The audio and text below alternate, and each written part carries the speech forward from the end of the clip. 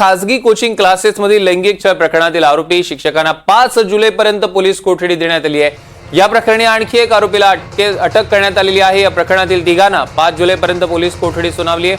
आरोपी विजय पवार, प्रशांत खाटोकर आणि सहकार्य करणारा अजय बचोरे एकत्रित चौकशी करण्यासाठी पोलिसांनी कोठडीची मागणी केलेली।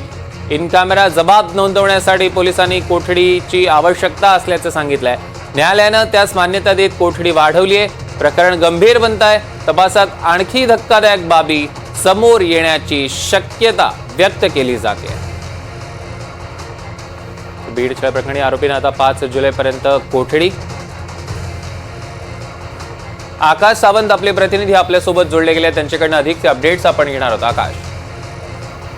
नक्कीच सौरभ, कोचिंग क्लासेस मध्ये अल्पवयीन मुलीचा छळ प्रकरणातील विजय पवार व प्रशांत खाटोळकर व त्यांना सहकार्य करणारा आरोपी अजय बोचरे यांना न्यायालयाने आता तिघांचीही एकत्र चौकशी करण्यासाठी पोलिसांना 5 जुलैपर्यंत पोलीस कोठडी न्यायालयाने सुनावली आहे।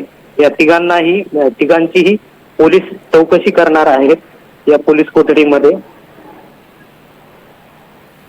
निश्चितच आकाश, या संदर्भातले अधिकचे अपडेट्स आपण घेणार आहोत। तुर्तास धन्यवाद।